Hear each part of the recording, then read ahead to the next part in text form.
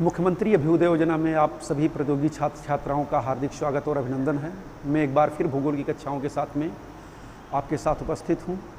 आज का मुख्य पार्ट साइक्लोन पार्ट 2 है, जिसमें हम इंडिया में आने वाले साइक्लोन के बारे में पढ़ेंगे। किस प्रकार से ताउते तूफान आया था, चक्रवात आया था जो भारत के पश्चिमी तटों को प्रभावित किया, और किस प्रकार से अभी 2 दिन पहले यास तूफान आया था और उसने भारत के पूर्वी तटों खासकर उड़ीसा के आसपास के क्षेत्र को बहुत बुरी तरीके से प्रभावित किया, काफ़ी हानि हुई जो है। तो इसके बारे में हम पढ़ेंगे किस प्रकार से भारतीय तूफानों की चक्रवातों की उत्पत्ति होती है। चलते हैं, सबसे पहले देख लेते हैं क्या क्या चीज़ों को आपको अध्ययन करना है। इसमें एक सामान्य परिचय मैं इसको दूंगा, किस प्रकार से चक्रवात बनते हैं, जिसको मैं पिछली कक्षाओं में बता चुका हूँ। उसके बाद में इसकी ओरिजिन कैसे होती है, थर्मल और ITCZ, फिर समर सीजन में और विंटर सीजन में किस प्रकार से चक्रवात आते हैं भारत में। इसके बाद में लोकेशन कहाँ पर का है, कितने से कितने डिग्री अक्षांश तक ये चक्रवात आते हैं, और उसके बाद में क्लाइमेट क्या क्या परिस्थितियाँ रहती हैं, जलवायु संबंधी तापक्रम कैसा रहता है, वायुदाब कैसा रहता है, ह्यूमिडिटी कैसी रहती है, और बादल कैसे छाते हैं, वर्षा कैसे होती है, इस सब के बारे में पढ़ेंगे। और फिर इनका मूवमेंट एक्सियल और ऑर्बिटल किस प्रकार से आगे की तरफ बढ़ते हैं, और फिर इसके बाद में इनका इम्पैक्ट भारत के तटवर्ती राज्यों पर क्या पड़ता है, और बाद में लास्ट में इसका मेजरमेंट कैसे किया जा सकता है, इसका प्रबंधन कैसे किया जा सकता है, मैनेजमेंट कैसे किया जा सकता है, इसको भी हम जानेंगे। तो आइए चलते हैं, हम सबसे पहले इंट्रोडक्शन इसका थोड़ा सा बता रहे हैं। आप जैसा जानते हैं, पिछली कक्षाओं में मैंने बता दिया था कि साइक्लोन लो प्रेशर के एक गर्त होते हैं जिनके चारों तरफ से हवाएं सेंटर की ओर चलती हैं। देखिए, लो प्रेशर की कंडीशन जब होगी तभी बाहर से हवा सेंटर की तरफ आएगी। जैसे मान लीजिए ये कोई सेंटर है, यहां पर लो प्रेशर तभी बनेगा जब यहां पर हाई टेम्परेचर होगा। अगर हाई टेम्परेचर नहीं है तो लो प्रेशर नहीं बनेगा, पहली चीज। अब ये देखना है कि हाई टेम्परेचर किन किन वजह से बनते हैं।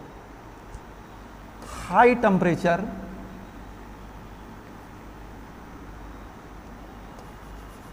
देखिए, हाई टेम्परेचर जो होता है वो मुख्य रूप से 2 प्रकार से बनता है किसी भी क्षेत्र पर। एक होता है नेचुरल प्रोसेस, प्राकृतिक प्रक्रियाएं, जैसे सूर्य जहां पर लंबवत चमकता है पृथ्वी के जिस भाग पर, वहां पर सूर्यातप ज़्यादा प्राप्त होता है और टेम्परेचर ज़्यादा रहता है। जब सूर्य उत्तरायण स्थिति पर होता है कर्क रेखा के आसपास, तो कर्क रेखा के पास टेम्परेचर ज़्यादा हो जाता है, और जब सूर्य दक्षिण में होता है तो दक्षिणी भाग में जो है टेम्परेचर ज़्यादा हो जाता है, उत्तरी भाग में ठंडक पड़ने लगती है। लेकिन तापक्रम के अधिक होने का कारण ये एक नेचुरल प्रोसेस है, एक प्राकृतिक तरीका है जो सूर्य के द्वारा हो रहा है। लेकिन कुछ ह्यूमन एक्टिविटी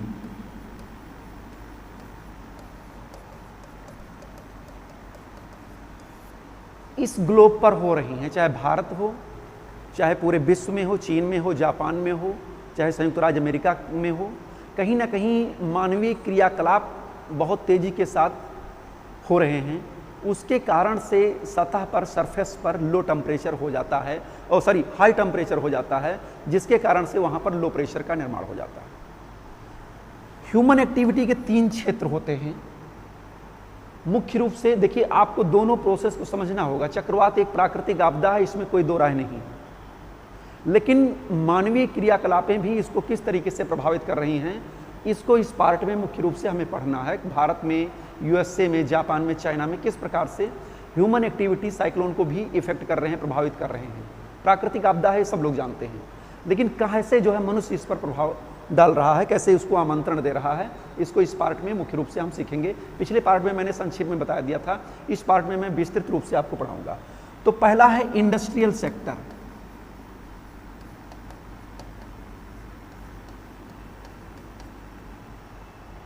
औद्योगिक क्षेत्र, जिन क्षेत्रों में माइनिंग बहुत ज़्यादा होता है, उद्योग धंधों की स्थापना बहुत ज़्यादा हो गई है, खासकर औद्योगिक नगरों का विकास हो गया है, वहाँ पर वो क्षेत्र हाई टेम्परेचर के सेंटर बन जाते हैं, और ग्रीष्म काल में तो और ज़्यादा उनमें टेम्परेचर हो जाता है।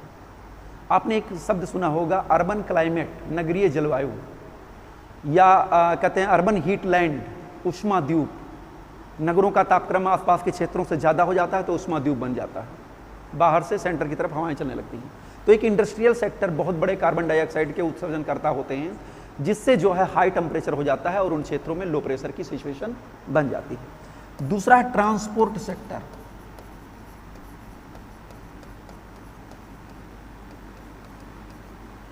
ट्रांसपोर्ट सेक्टर आप जान रहे हैं विश्व में कितनी मोटर गाड़ियां हैं। आप भारत में ही देख लीजिए, एक छोटे से नगर में ही देख लीजिए, कितनी गाड़ियां आप सड़क पर खड़े हो जाइए तो आते जाते समय दिखाई पड़ रही हैं। इन ट्रांसपोर्ट सेक्टर से बहुत बड़ी मात्रा में कार्बन डाइऑक्साइड का उत्सर्जन होता है और 4 लेन, 6 लेन, 8 लेन की जो सड़कें हैं, सुपर हाईवे, सुपर एक्सप्रेसवे हैं, वो भी एक तरीके से हाई टेम्परेचर के सेंटर बनते जा रहे हैं। उन पर जो वाहन चल रहे हैं वो कार्बन डाइऑक्साइड का उत्सर्जन कर रहे हैं और सतह भी जो है रिफ्लेक्शन कर रही है, जिससे वहाँ पर बहुत ज़्यादा टेम्परेचर प्राप्त होता है, वो भी लो प्रेशर के सेंटर बन जा रहे हैं। आप संयुक्त राज्य अमेरिका में देखिए, टॉर्नेडो जब आता है तो सड़क के किनारे किनारे की तरफ चलता है। ये ह्यूमन एक्टिविटी उसको आमंत्रित कर रही है, रास्ता हम बना रहे हैं कि आप आइए हमारे नगर में प्रवेश कीजिए। तो ये ट्रांसपोर्ट सेक्टर भी जो है कहीं ना कहीं हमें इफेक्ट कर रहा है। ये भी हाई टेम्परेचर, जहाँ पर यातायात की गतिविधियाँ ज़्यादा होती हैं वहाँ पर हाई टेम्परेचर और लो प्रेशर की सिचुएशन हो जाती है। और एक है अर्बन सेक्टर।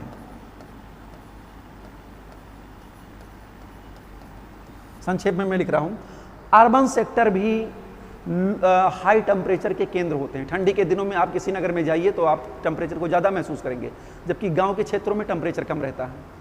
तो इस प्रकार से industrial sector, transport sector, urban sector, ये सब बहुत बड़ी मात्रा में कार्बन डाइऑक्साइड का उत्सर्जन करते हैं और यहाँ पर क्या कहते हैं, हाई टेम्परेचर और लो प्रेशर की सिचुएशन क्रिएट हो जाती है और गर्मी के दिनों में और भी ज़्यादा हो जाती है। अगर कोई तूफान आता है तो आप देखेंगे इन्हीं क्षेत्रों की तरफ उनका रुझान हो जाता है। अभी मैं बताऊंगा कि भारत में आने वाले चक्रवात किस प्रकार से इस तरफ अग्रसर होते हैं। तो ये था। अब इसके बाद में मुझे जो मुख्य रूप से बताना है वो आपको बताना है कि साइक्लोन किस प्रकार से आते हैं और किस प्रकार से ये प्रभावित करते हैं हमारे आसपास के क्षेत्रों को, इनकी उत्पत्ति कैसे होती है।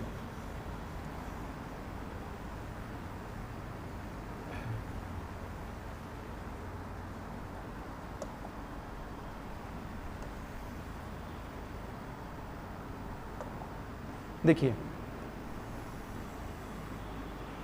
ये है इक्वेटोरियल रीजन। पहले थोड़ा सा कॉन्सेप्ट समझ लीजिए, उसके बाद में भारत में आप समझ लेंगे। एक कॉन्सेप्ट आपको जानना है, थर्मल आईटीसी जेट, यानी टेम्परेचर का अधिक होना लो प्रेशर का केंद्र बन जाता है। और आईटीसी जेट क्या है?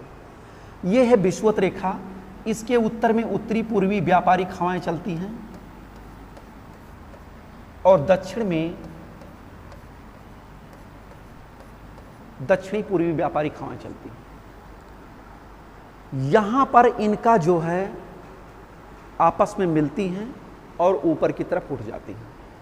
चूंकि इस क्षेत्र में लगभग 0 से 8 डिग्री से नॉर्थ और साउथ में साइक्लोन का निर्माण नहीं होता है, क्योंकि ये हवाएं एक दूसरे के क्या कहते हैं, पैरेलल होती हैं, ऐसे आगे की तरफ बढ़ जाती हैं, ऊपर की तरफ उठ जाती हैं और एक ही स्वभाव की हवाएं होती हैं।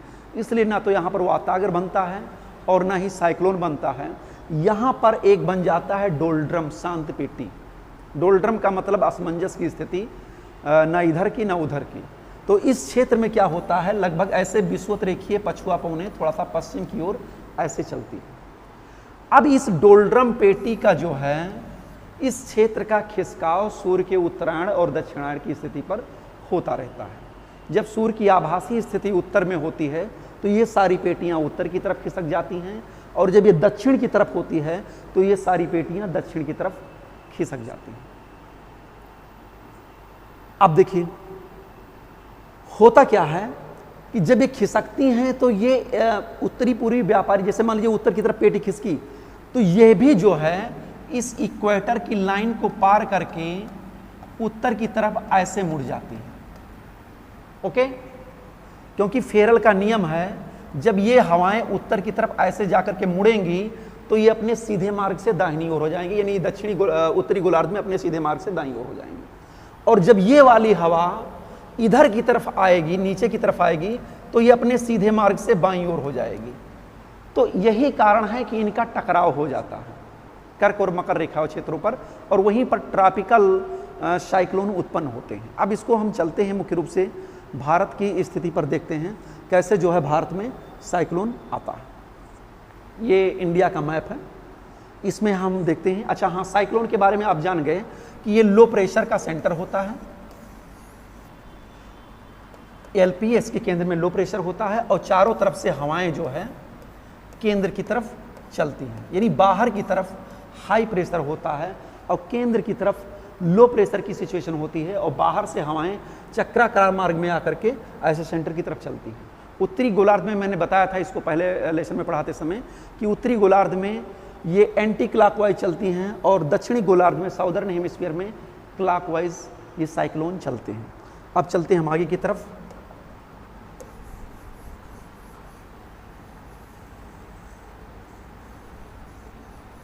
हाँ, चलते हैं भारत में आईटीसी की स्थिति देखते हैं। ये हम मान लेते हैं यहाँ पर विषुवत रेखा कहीं पर नीचे की तरफ सिचुएशन विषुवत रेखा की मैं बना दे रहा हूँ। यहाँ से उत्तरी पूर्वी व्यापारिक हवाएं, यहाँ से दक्षिणी पूर्वी व्यापारिक हवाएं ऐसे आती हैं। यहीं पर इन व्यापारिक हवाओं का अभिसरण होता है, इसी को हम कहते हैं आईटीसी, इंटर ट्रॉपिकल कन्वर्जेंस, अंतरा उष्ण कटिबंधीय क्षेत्र। अब इसका जैसे ये सिचुएशन होती है सितंबर महीने में और एक होता है मार्च महीने में। सूर्य कर विषुवत रेखा से उत्तर जाते समय जून पर कर्क रेखा पर लंबवत होता है, यहां पर लंबवत चमकता है। उसके बाद में जुलाई अगस्त सितंबर फिर ये जो है विषुवत रेखा पर नीचे आ जाता है। फिर अक्टूबर नवंबर दिसंबर में मकर रेखा यानी नीचे की तरफ चला जाता है। एक लोकेशन यहां पर हम चित्र थोड़ा सा बना दे रहे हैं, इसको आप देख लीजिए।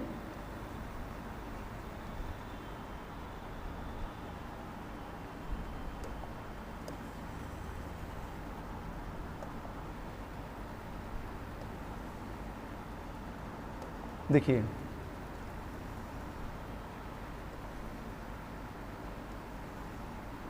ये होती है 22 दिसंबर की स्थिति और ये होती है 21 जून की स्थिति और ये होती है सितंबर और मार्च, 21 मार्च और 23 सितंबर की स्थिति ये होती है। जून में उत्तर की तरफ, फिर जुलाई अगस्त सितंबर में फिर भी इक्वेटर पर, फिर जो है अक्टूबर नवंबर दिसंबर यानी यहाँ पर जो है पहुँच जाती है। अब ये उत्तरायण और दक्षिणायण की आभासी स्थिति सूर्य की होती रहती है। अब इस पर हम चलते हैं। जब ये सूर्य उत्तर की तरफ जलती है तो सारी पेटियां यानी आईटीसी भी जो है यहाँ पर खिसक आती है, यहाँ पर चली आती है, यानी उत्तर की तरफ चली आती है। जैसे एक चित्र में बना रहा हूँ यहाँ पर,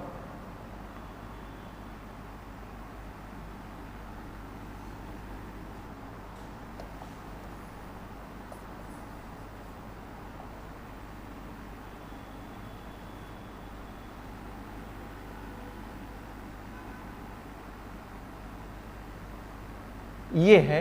अच्छा हाँ, इस आईटीसी के उत्तर की ओर बढ़ा हुआ भाग एनआईटीसी कहलाता है, नॉर्थ इंटर ट्रॉपिकल कन्वर्जेंस। और दक्षिण की तरफ कर्क रेखा की तरफ जब ये आईटीसी खिसकती है तो उसको साउथ इंटर ट्रॉपिकल कन्वर्जेंस कहते हैं। ये शायद में आईटीसी का कॉन्सेप्ट समझ में आ गया हो गया। अब हम चलते हैं। ये महीना होता है अप्रैल का। ओके, अप्रैल में लगभग 12-13 डिग्री के आसपास सिचुएशन जो है बन जाती है सूर्य की लंबवत और आईटीसी का विस्तार यहाँ पर हो जाता है। अब देखिए, जो विषुवत रेखा से उत्तर की तरफ हवाएं चलती थीं, ओके, ये विषुवत रेखा को पार करके जब उत्तर में जाती हैं तो अपने सीधे मार्ग से फेरल के नियमानुसार दाहिने ऐसे हो जाती हैं और जो उत्तरी पूर्वी व्यापारिक हवाएं थी वो यहाँ पर उनकी स्थापना हो जाती है। यानी आप देखें तो उत्तरी पूर्वी व्यापारिक हवाएं ऐसे आती हैं और यहाँ विषुवत रेखा की तरफ से जो दक्षिणी क्या कहते हैं साउथ ईस्ट व्यापारिक पवनें थी वो विषुवत रेखा को पार करती हैं तो अपने सीधे मार्ग से दाहिनी ओर मुड़ जाती हैं। अब यहाँ पर हवाओं का टकराव आमने सामने होता है और यहाँ पर एक सर्किल बन जाता है, ये देखिए, और ये सर्किल एंटी क्लॉकवाइज होता है। शायद में कॉन्सेप्ट क्लियर हो गया होगा। यहाँ पर देखिए ये जैसे ही विषुवत रेखा को पार करती हैं, ये दक्षिणी पूर्वी व्यापारिक हवाएं, ट्रेड विंड्स, तो ये विषुवत रेखा को पार करती हैं तो इन्हीं पछुआ हवाओं के साथ में इनकी दिशा ऐसे हो जाती है। फेरल का नियम है कि हवाएं उत्तरी गोलार्ध में अपने सीधे मार्ग से दाहिनी ओर और दक्षिणी गोलार्ध में अपने सीधे मार्ग से बाईं ओर मुड़ जाएंगी। इसको मैंने हवाओं को पढ़ाते समय इसका कॉन्सेप्ट बताया था, क्लियर किया था, किस प्रकार से हवाओं में परिवर्तन हो जाता है उत्तरी गोलार्ध में जाने पर, दक्षिणी गोलार्ध में जाने पर। अब देखिए, ये आमने सामने टकराव होने की वजह से यहां पर एक साइक्लोन निर्मित हो जाता है। अब ये साइक्लोन जब निर्मित होता है तो ये जो है इसकी गति ऐसे जो है उत्तर पश्चिम की तरफ जो है हो जाती है। वही सिचुएशन यहां होती है। यहां भी हवाएं ऐसे विषुवत रेखा को जैसे पार करके इधर की तरफ आती हैं, यहां पर तो ये ऐसे होती हैं और दूसरी हवा जो है इधर से ऐसे आती है, यहां पर भी साइक्लोन ऐसे बन जाता है। और ये अपने अक्ष पर घूमते हुए, हमने बताया था कि दो प्रकार का मूवमेंट होता है साइक्लोन में, दो प्रकार का मूवमेंट होता है, एक एक्सियल मूवमेंट, एक ऑर्बिटल मूवमेंट। अक्षीय जो गति होती है अपनी कक्षा पर ऐसे ऐसे घूमता है एंटी क्लॉकवाइज, और एंटी क्लॉकवाइज होते हुए सारे ट्रॉपिकल साइक्लोन पूरब से पश्चिम दिशा की ओर चलने लगते हैं। ये आप यहाँ पर मैं डायरेक्शन बना दूं, ईस्ट वेस्ट नॉर्थ साउथ, यानी पश्चिम दिशा की ओर चलने लगते हैं।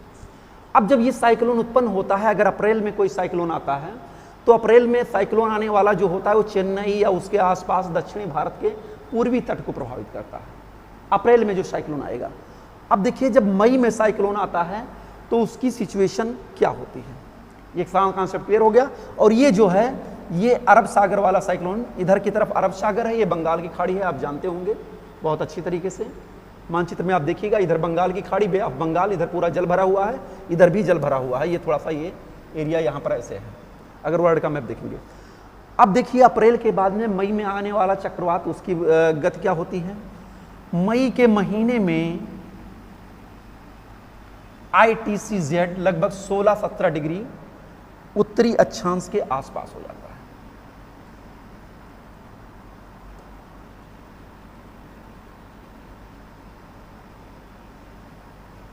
अब आप पूछते होंगे कि इसमें वक्र क्यों पाया जाता है ITC में।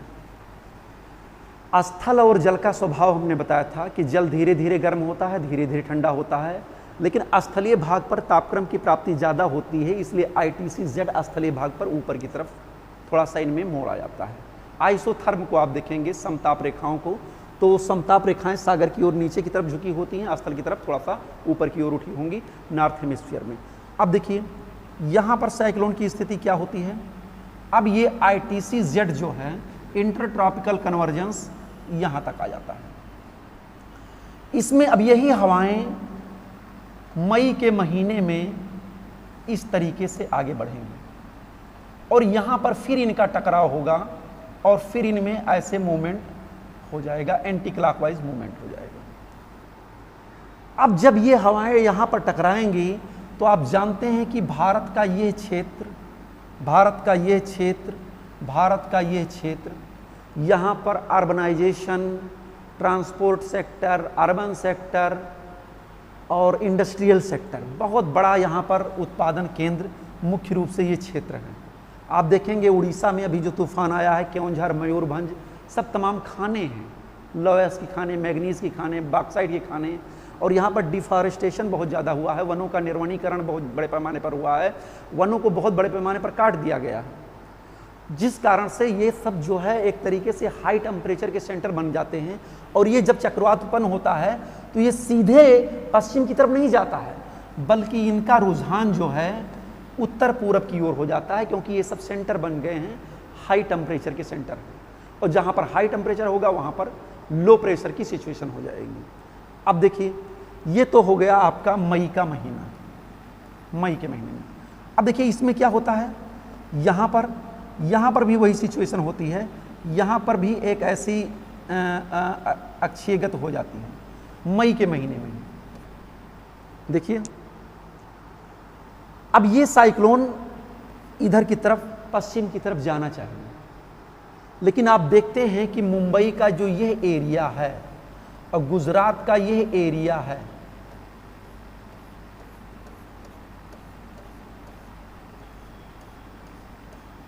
यहाँ पर industrial sector, transport sector, urban sector, इन तीनों क्षेत्रों में बहुत बड़ी वृद्धि हुई है, जिसके कारण से यहाँ पर टेम्परेचर बहुत ज़्यादा हो जाता है गर्मी के दिनों में। गर्मी के दिनों में वैसे जब सूर्य उत्तरायण की स्थिति पर होता है तो वैसे ही टेम्परेचर ज़्यादा रहता है, लेकिन ज़्यादा टेम्परेचर होने की वजह से एक अर्बन सेक्टर, ट्रांसपोर्ट सेक्टर और बड़ी बड़ी 6 लेन, 7 लेन, 8 लेन की जो सड़कें होती हैं, 4 लेन, 6 लेन, 8 लेन, महा सुपर एक्सप्रेसवे जो होती हैं, वो टेम्परेचर को और बढ़ा देती हैं।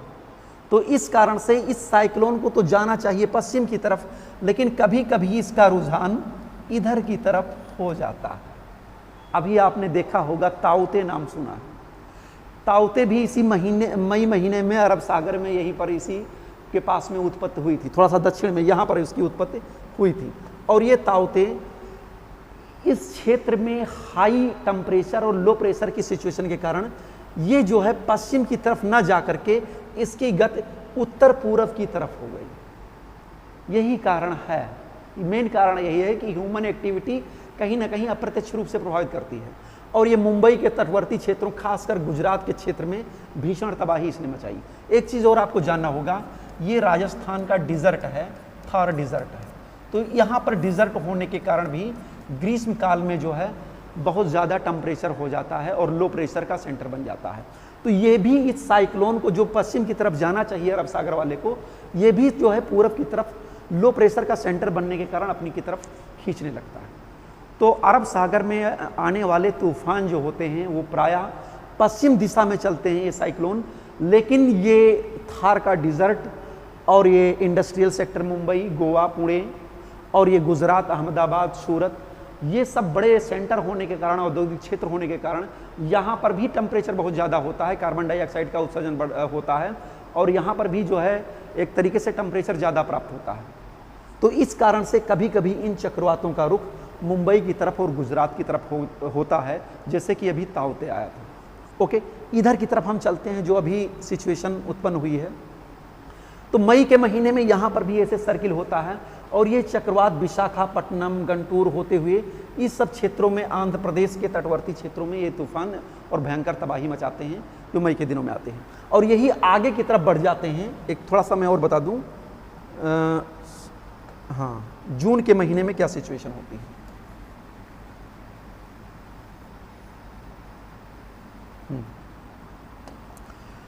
अब यही जो आईटीसी होता है,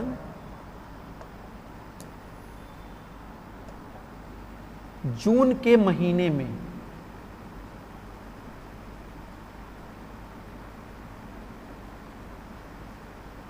यहां पर पहुंच जाता है ये, यानी लगभग 30 डिग्री उत्तरी अक्षांश तक इसका विस्तार होता है। अब ये जून के महीने में आप जानते हैं सूर्य यहां पर कर्क रेखा पर, ये कर्क रेखा यहां से ऐसे ऐसे गई है, यहां पर लंबवत हो जाता है, लेकिन अधिकतम टेम्परेचर कर्क रेखा पर ना प्राप्त होकर के इस आईटीसी के पास थोड़ा सा उत्तर में जो अधिकतम तापक्रम प्राप्त होता है। याद रखिएगा कि ये आईटीसी, नॉर्थ आईटीसी जो है इंटर ट्रॉपिकल कन्वर्जेंस जोन, ये हिमालय को पार करके उत्तर में नहीं जाता है। ये रहेगा, इसकी स्थिति रहेगी जून के महीने में, लेकिन ये हिमालय के दक्षिण में ही रहेगी। अब देखिए, यहाँ से आने वाली हवाएं ये ऐसे और यहाँ से जाने वाली हवाएं, अब ये सिचुएशन पहले अप्रैल में यहाँ थी, फिर सिचुएशन यहाँ हो गई, अब यहाँ हो गई। अब हवाओं का टकराव यहाँ पर हो रहा है और यहाँ पर सर्किल बन जा रहा है और यहाँ पर जो है तूफान आ रहे हैं। अभी जो यास तूफान आया वो इसी सेंटर पर कहीं पर उत्पन्न हुआ था और ये उड़ीसा के तटवर्ती और पश्चिमी बंगाल के तटवर्ती क्षेत्रों पर और समस्त मध्यवर्ती भारत तक जो है पहुंच गया था। तो इसका भी सेंटर जो है यहाँ पर केंद्रित हो जाता है और फिर ये उत्तरी पूर्वी भाग की तरफ उन्मुख हो जाता है, आगे की तरफ बढ़ने लगता है। देखिए, इनको वास्तव में ट्रॉपिकल साइक्लोन को सीधा जाना चाहिए पश्चिम में, लेकिन इनका रुझान उत्तर पूर्व की तरफ इसीलिए हो जाता है क्योंकि इनको जो है परिवहन मार्गों के सहारे रास्ता मिल जाता है। अभी मैं एक चित्र दिखाऊंगा आपको टार्नेडो का। तो संयुक्त राज्य अमेरिका में जब टार्नेडो आता है तो आप उसको कभी भी देखेंगे तो या तो नदी घाटी क्षेत्रों की तरफ उसका रुझान होता है, क्योंकि वहाँ से क्या कहते हैं, लेटेंट हीट, संघनन की गुप्त उष्मा प्राप्त कर लेता है। तो इस कारण से वहाँ पर उत्पन्न होकर नदी घाटी क्षेत्रों में या सड़क के किनारे किनारे आगे की तरफ जाता है। तो इसको देखिए, यहाँ पर कोलकाता बहुत बड़ा बंदरगाह, औद्योगिक क्षेत्र और नगरीय क्षेत्र, कोलकाता हुगली क्षेत्र, ये सब पड़ जाता है। तो यहाँ भी एक तरीके से लो टेम्परेचर के सेंटर बन जाते हैं और ख़ासकर ये क्षेत्र भी जो है इसको अपनी तरफ खींचता है। तो यहाँ पर उत्पन्न होने वाले चक्रवात भी उत्तरी पूर्वी दिशा की तरफ, उत्तरी पश्चिमी दिशा की तरफ आगे की तरफ बढ़ते हैं। तो आपने ये देखा। अब यहाँ पर देख लीजिए सिचुएशन यहाँ पर भी हो जाती है, इधर की तरफ से हवाएं आती हैं और यहाँ से हवाएं जाती हैं, यहाँ पर इनका मूवमेंट ऐसे हो जाता है, यहाँ पर भी एक चक्रवात बन जाता है। अब ये भी जो है पश्चिम की तरफ जाना चाहिए, लेकिन ये कभी कभी जो है गुजरात की तरफ हो जाते हैं। आपको याद होगा, मैं बता दूं आपको,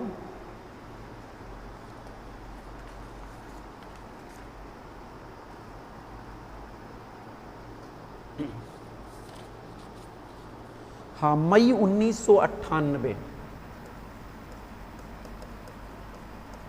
यहाँ पर एक साइक्लोन गुजरात के तट पर आ गया था, बहुत भीषण आया था और भुज के आसपास बहुत भीषण तबाही 1998 में हुई थी।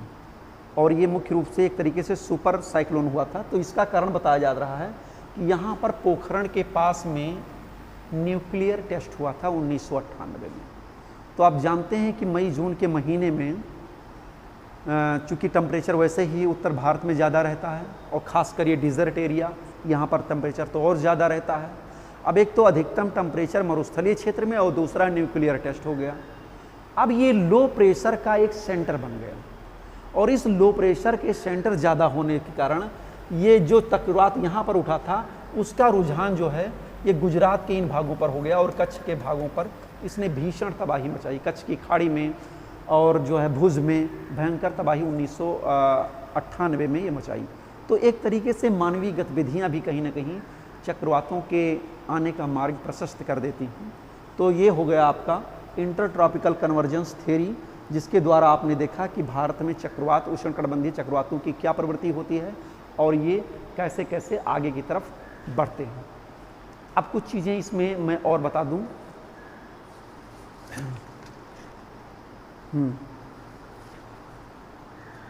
इन चक्रवातों की गति वैसे सामान्य रूप से 40-50 किलोमीटर के आसपास होती है और इनकी उत्पत्ति जो होती है ये 8 डिग्री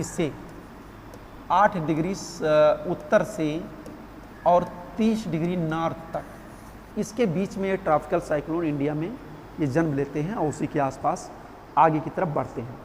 180 से 220, अगर हवा की गति 180 से 220 किलोमीटर पर घंटे की रफ्तार से चलती है तो उसको हम सुपर साइक्लोन कहते हैं। अभी इसकी गति जो थी, जो उड़ीसा के पास में तट पर आया है यास, इसकी गति 185 किलोमीटर, 86 किलोमीटर या 90 किलोमीटर तक आगे गई है। यानी 140 से 185-86 तक इसकी गति विभिन्न स्थानों पर भिन्न भिन्न दर से रही। एक चीज़ और मैं बता दूं, जब ये चक्रवात आगे की तरफ बढ़ते जाते हैं और स्थलीय भागों पर उतरते हैं तो इनको चक्रवातों का लैंडफॉल कहा जाता है, यानी चक्रवात उतरते हैं।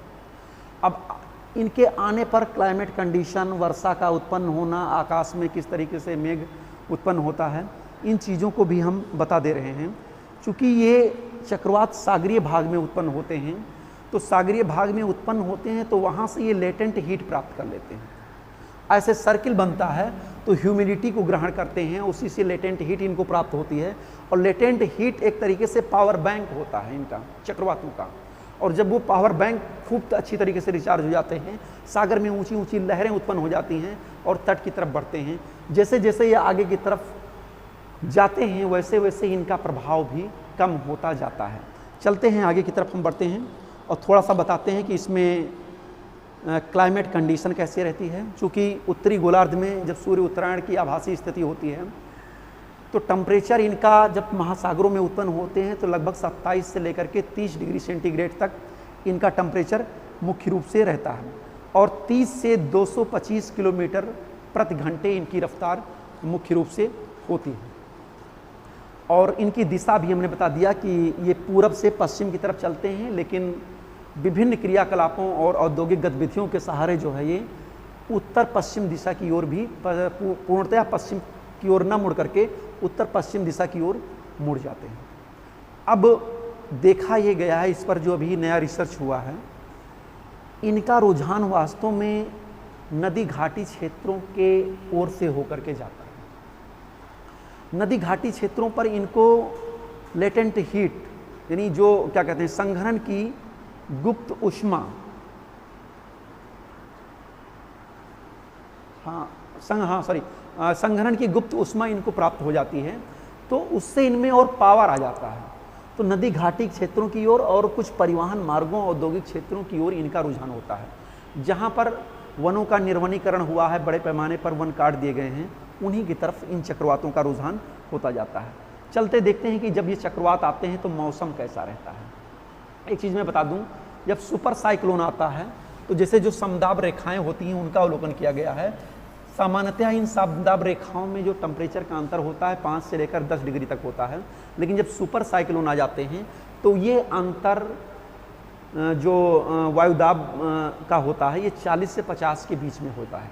वायुदाब का अंतर जितना ज़्यादा होगा उतनी ही तीव्र गति से हवाएं चलेंगी। अगर वायुदाब का अंतर 1, 1, 2, 3 इस तरीके से है तो हवाएं मंद गति से चलेंगी, क्योंकि जो स्लोप ग्रेडियंट होता है दाब प्रवणता, तो उसके अनुसार हवाएं चलती है। दाब प्रवणता कम है तो हवा मंद गति से चलेगी। जितना ज़्यादा दाब प्रवणता का अंतर पाया जाता है उतना तेजी के साथ हवाएं चलेंगी। तो अगर इनका अंतर समदाब रेखाओं का ज़्यादा आ रहा है तो साइक्लोन तेजी के साथ चलेंगे। सुपर साइक्लोन में 40 से 50 मिलीबार वायुदाब के अंतर आ जाते हैं। तो ये है इनके क्या कहते हैं, प्रेशर की स्थिति और क्लाउड। एक एक पॉइंट पर हम चलते हैं। जो भी हमने ऊपर की तरफ आपको पॉइंट बता दिए थे उसी के हिसाब से मैं चल रहा हूँ। इनमें जो मौसम संबंधी दशाएं होती हैं वो किस प्रकार से होती हैं। देखिए, जैसे ही ये ट्रॉपिकल साइक्लोन आने वाले होते हैं, जिस क्षेत्र में आते हैं वहां पर मौसम एकदम शांत हो जाता है, उमस बढ़ने लगती है। आकाश की तरफ आप देखेंगे तो छितराए हुए कुछ बादल दिखाई देंगे, जिनको सीरस क्लाउड कहते हैं। ये ऊंचे मेघ होते हैं, हमने इसको हाई क्लाउड में पढ़ाया था आप लोगों को।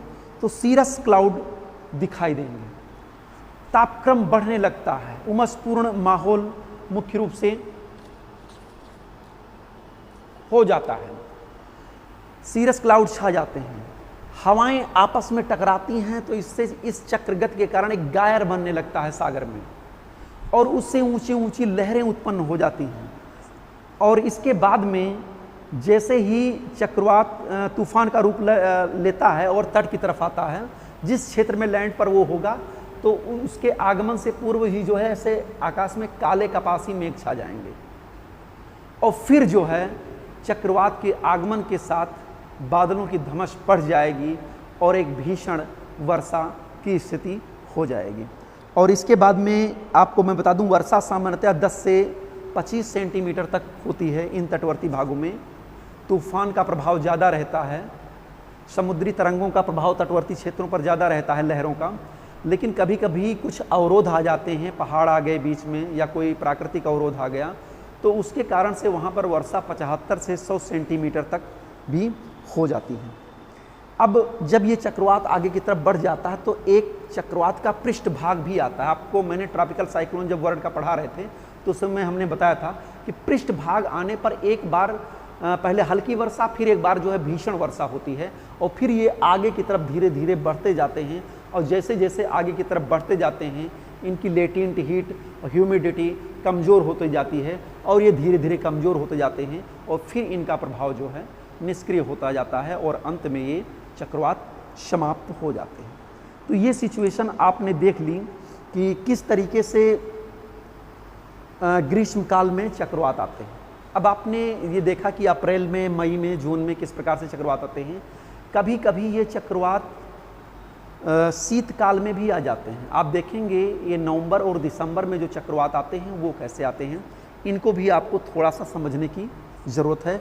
जो नवंबर दिसंबर में चक्रवात आते हैं वो किस प्रकार से आते हैं, एक चित्र में दूसरी तरफ बना दे रहा हूँ, उससे आप समझ जाइए।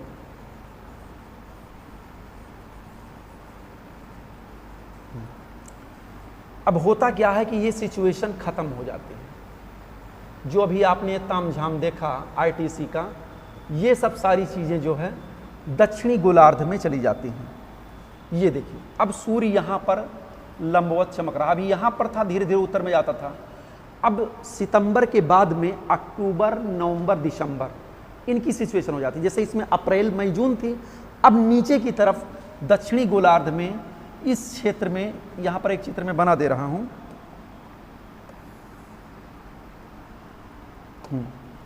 यहाँ पर देखिए ये, अब ये दिसंबर का महीना है, ये मकर रेखा है। देखिए यहाँ पर भारत में शीतकाल में चक्रवात कैसे आते हैं। अभी तो मैंने ग्रीष्म काल में बता दिया इसका कॉन्सेप्ट क्या होता है। अब शीतकाल में किस प्रकार से आते हैं इसको भी समझने की जरूरत है, बहुत ही बारीकी से समझिएगा। शीतकाल में होता क्या है कि नवंबर, दिसंबर 22 दिसंबर को सूर्य जो है मकर रेखा पर लंबवत चमकता है। तो यहाँ पर जो ट्रेड होती हैं, जब वो विषुवत रेखा को पार करके आती हैं तो वो भी अपने सीधे मार्ग से बाईं ओर मुड़ जाती हैं। फेरल के नियमानुसार हवाएं जब दक्षिणी गोलार्ध में प्रवेश करेंगी या दक्षिणी गोलार्ध में जो भी चलेंगी वो अपने सीधे मार्ग से बाईं ओर हो जाती। अब इनकी दिशा ये हो जाती है, और जो दक्षिणी पूर्वी ट्रेड विंड्स थी वो इस तरीके से हो जाती हैं। तो यहाँ पर टकराव जो है, मैं दक्षिणी गोलार्ध का बता रहा हूँ, यहाँ पर टकराव इस तरीके से होता है, और ये टकराव होता है तो यहाँ पर क्लॉकवाइज सर्किल बन जाता है, और दक्षिणी गोलार्ध में जो है चक्रवात जो आते हैं उष्णकटिबंधीय वो इस सिचुएशन में आते हैं। अब एक चीज और मैं बता दूं, होता क्या है,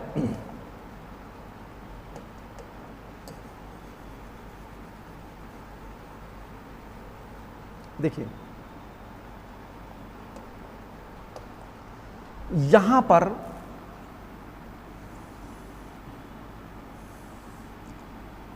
ये जो ऐसे पार करके हवाएं आती हैं उनकी दिशा ये हो जाती है, और इनकी दिशा ये हो जाती है दक्षिणी पूर्वी व्यापारिक हवाओं की, और उत्तरी पूर्वी व्यापारिक हवाएं ऐसे मुड़ जाती हैं। यहाँ पर सर्किल बनता है क्लॉकवाइज घड़ीवत क्रम में, यहाँ पर आ जाती है। अब अभिसरण जो यहाँ अप्रैल में, मई में, जून में हो रहा था इंटरट्रॉपिकल कन्वर्जेंस, वो आईटीसी की पेटी जो है खिसक करके दक्षिण में चली जाती है। इसको SITC कहते हैं, साउथ इंटरट्रॉपिकल कन्वर्जेंस कहते हैं, दक्षिण गोलार्ध में। अब यहाँ पर हवाएं ऐसे आपस में टकरा करके ऐसे ऊपर की तरफ उठती हैं और ट्रोपोस्फियर में चली जाती हैं, एक सर्किल इनका बन जाता है। यहाँ पर उठ करके ये हवाएं एक एंटी ट्रेड हवा चलने लगती है। देखिए ये हवा ऐसे आ रही है, यहाँ से हवा ऊपर की तरफ उठी एटमॉस्फेयर में और फिर यहाँ पर आकर के अभिसरण होने लगी। यानी ये हवा ऐसे ऐसे ऊपर की तरफ आएगी एंटी ट्रेड, यानी इनकी स्थिति धरातल से लगभग 2 किलोमीटर होती है। दक्षिणी गोलार्ध में ऐसे मुड़ती हैं, ऐसे ऊपर की तरफ जाती हैं, फिर 2 किलोमीटर होकर के फिर एंटी ट्रेड आती हैं। उत्तरी पूर्वी जो व्यापारिक होने थे एंटी ट्रेड आती हैं और वो यहाँ पर नीचे की तरफ बैठती हैं, और इधर की तरफ से चूंकि हिमालय पर्वत है यहाँ पर, और यहाँ पर इस समय शीतकाल की सिचुएशन हो गई है, तो शीतकाल में उत्तर से दक्षिण की तरफ ऐसे ऐसे हवाएं आती हैं और आपस में ऐसे मिल जाती हैं। यहाँ पर मुझे इस चीज़ को हटा देना चाहिए, ये ITC की सिचुएशन, क्योंकि अब ये ITC की सिचुएशन यहाँ पर नहीं है, ये सब चला गया है दक्षिणी गोलार्ध में, और शीत ऋतु में भारत के उत्तरी भाग में पड़ रही है ठंडक। अब ये मैं सागर की बात नहीं बता रहा हूँ, ये हवाएं जो चल रही थी ऐसे यहाँ दक्षिण में, फिर ऐसे आकर के ऊपर, यहाँ ऊपर 2 किलोमीटर से आकर के ऐसे ऊपर से 2 किलोमीटर आकर के यहाँ पर बैठ रही हैं, और ये भी हवाएं जो है हिमालय पर्वत के ऊपर से ऐसे आकर के, चूंकि ये ठंडी हवाएं होती हैं, ये गर्म हवाएं होती हैं, दोनों का अभिसरण यहाँ पर नवंबर अक्टूबर महीने में होता है। अक्टूबर नवंबर फिर दिसंबर ये सिचुएशन रहती है। तो यहाँ पर होता है, तो यहाँ पर भी एक सर्किल बन जाता है और इससे भी चक्रवात आते हैं। वास्तव में चक्रवात बनता है, लेकिन ये ऊपर की तरफ चक्रवात बनता है एटमॉस्फेयर में। 2 किलोमीटर की ऊंचाई पर हवाएं जब ऐसे मुड़ती हैं तो ऐसे ऐसे मुड़ते हुए नीचे सागर की तरफ बैठती हैं, और सागर में भी गायर बन जाता है, ऊंची ऊंची लहरें उत्पन्न होती हैं, और वही ऊंची लहरें जब उत्तर पूरब की तरफ बढ़ करके इन क्षेत्रों में, उड़ीसा के क्षेत्रों में, कोलकाता के क्षेत्रों में, आंध्र प्रदेश के क्षेत्रों में, यानी भारत के पूर्वी भागों पर टकराती हैं, तो उससे जो है शीतकालीन चक्रवातों का आगमन होता है। शीतकालीन चक्रवात एंटी ट्रेड और उत्तरी पूर्वी व्यापारिक हवाओं के अभिसरण से एटमॉस्फेयर में बनता है साइक्लोन। वास्तव में होता क्या है कि धरातल पर साइक्लोन नहीं बन पाता है, साइक्लोन ऊपर ही बन जाता है एटमॉस्फेयर में, और वो हवा ऐसे ऐसे घूमते हुए सागर की तरफ आती है और सागर में सर्किल बन जाता है, गायर बन जाता है तेजी के साथ, और उससे लहरें उत्पन्न होती हैं, वही लहरें तट की तरफ जाती हैं। इसी से शीतकाल में भारत में प्रतिचक्रवातीय दशाओं का आगमन होता है। आपने देखा होगा हुदहुद तूफान आया था, अभी मैं लिस्ट बता दूंगा कि कौन कौन से शीतकाल में तूफान आए हुए हैं। तो ये एंटी ट्रेड थियरी के कारण ऐसा होता है। ग्रीष्मकाल में मतलब सरफेस यानी सागर में ही हवाएं मिलेंगी, और शीतकाल में एंटी ट्रेड ऐसे मिलेंगी। ग्रीष्मकाल में यूँ मिलेंगी, शीतकाल में यहाँ से जाकर के ऊपर उठेंगी, फिर यहाँ पर ऐसे टर्न होकर के ऐसे घूमते हुए सागर में बैठेंगी। तो इस प्रकार से शीतकालीन चक्रवात भारत में इस तरीके से आते हैं। अब हम चलते हैं नेक्स्ट पर। भारत में चक्रवात के प्रबंधन के लिए क्या क्या उपाय बनाए गए हैं। कुछ चीज़ों को मैं यहाँ पर दिखा दे रहा हूँ। हाँ, ये देखिए, ये गायर शीतकालीन चक्रवात का इससे बढ़िया उदाहरण कुछ नहीं मिल सकता है। ऊपर से हवाएं ऐसे सर्किल में आकर के बैठती हैं, यहाँ पर उत्पन्न होता है और भारत के तटवर्ती क्षेत्रों पर इनका प्रभाव होता है।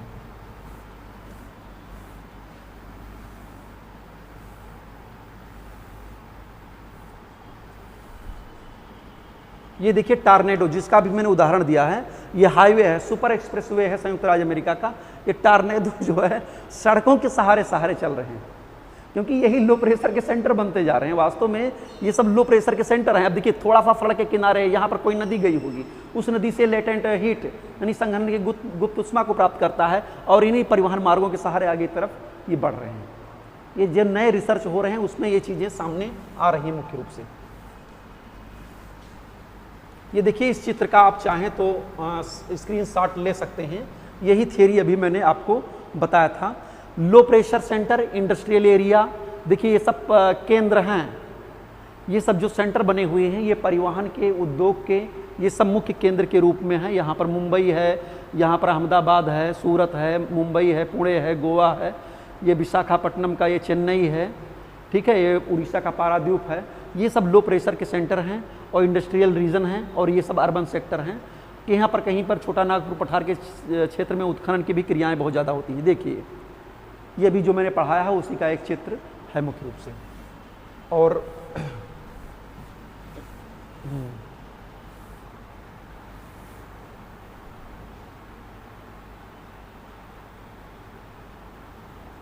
देखिए ये भारत का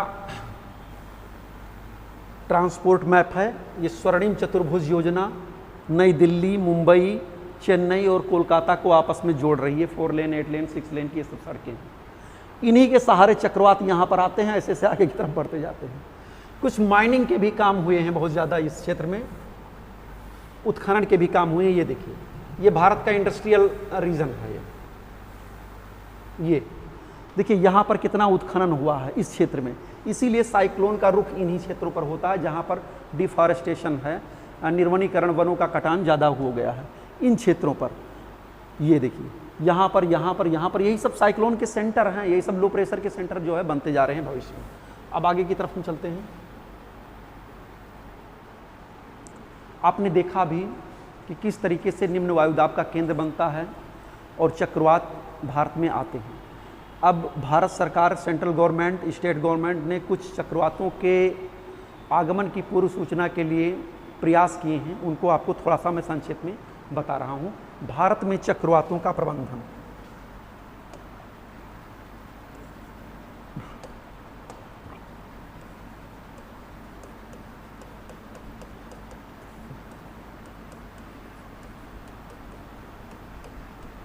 कैसे हम चक्रवातों को प्रबंधन कर सकते हैं और होने वाले जोखिम को कम कर सकते हैं, और कैसे उसको निष्क्रिय भी किया जा सकता है, इसको भी आपको जानने की ज़रूरत है।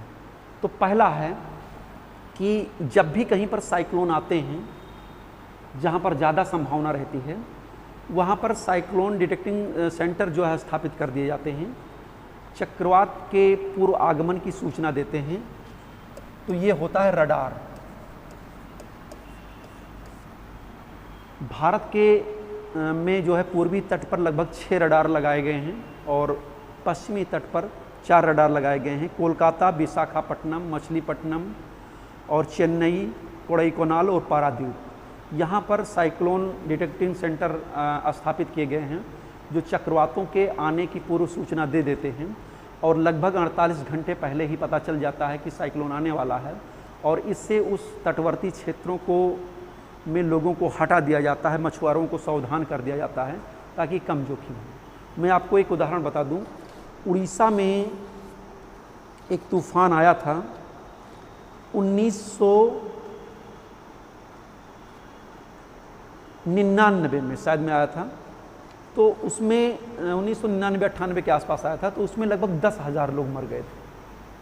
उस समय हमारा प्रबंधन जो है सिस्टम मजबूत नहीं था, इतने सुनामी या चक्रवात के सेंटर नहीं स्थापित हो पाए थे, तो 10,000 लोग मर गए थे। लेकिन अभी जो यास तूफान आया है, आपने देखा कि इसमें लगभग 1 दर्जन लोग हताहत हुए हैं और आसपास की झुग्गी झोपड़ी बस्तियां नष्ट हो गई हैं। तो इस तरीके से अब मैनेजमेंट प्रबंधन इनका अच्छे तरीके से हो रहा है। तो रडार के द्वारा जो है पूर्व सूचना प्राप्त हो जाती है, समुद्र में कौन सी गतिविधि, कौन सी हलचल हो रही है, इसकी सूचना हमको पहले से ही प्राप्त हो जा रही है, जिसके द्वारा हम पहले से ही सतर्क हो जा रहे हैं और जो जोखिम अधिक होने वाला होता है वो कम होता है। तो मैंने बता दिया कि 6 सेंटर पूर्वी भाग पर और 4 सेंटर जो है पश्चिमी भाग पर स्थापित किए गए हैं। पश्चिमी भाग पर मुख्य रूप से कोच्चि, गोवा, मुंबई, पुणे, अभी इनकी लोकेशन मैं बता दूंगा, वहाँ पर मतलब ये रडार स्थापित किए गए हैं। इसके बाद में दूसरा जो प्रबंधन का कारक है वो है रेडियो वेव्स।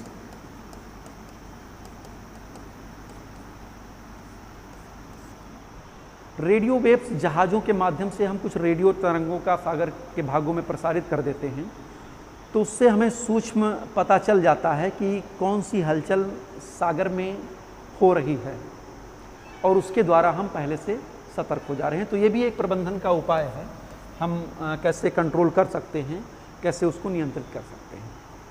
एक है सैटेलाइट इमेजरी।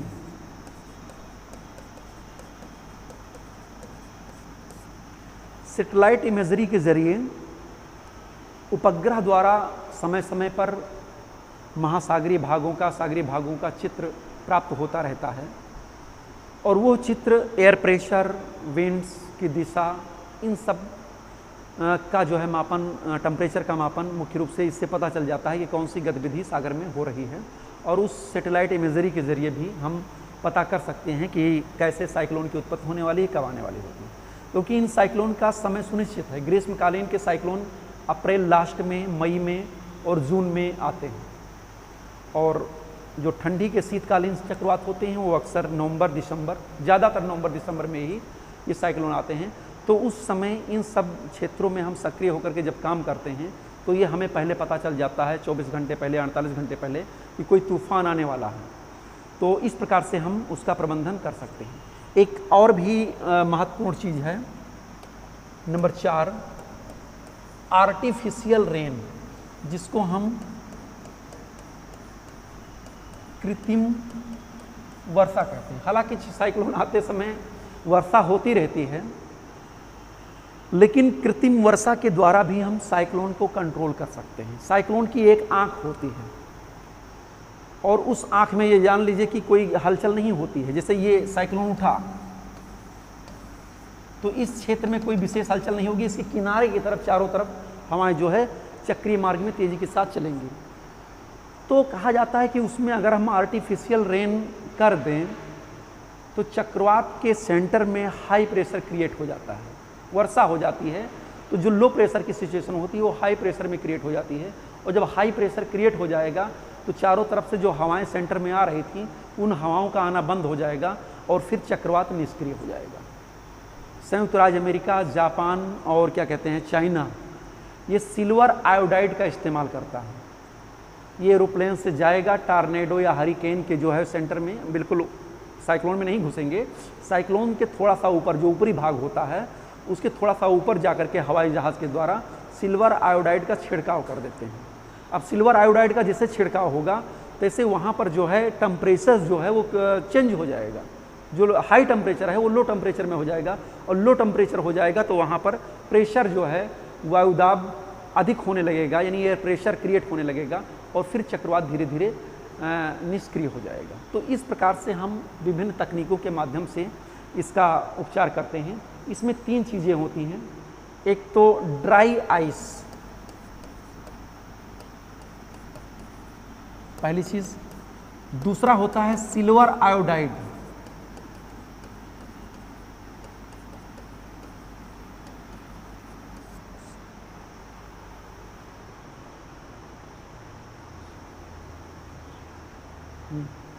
और एक और होता है साल्ट पाउडर।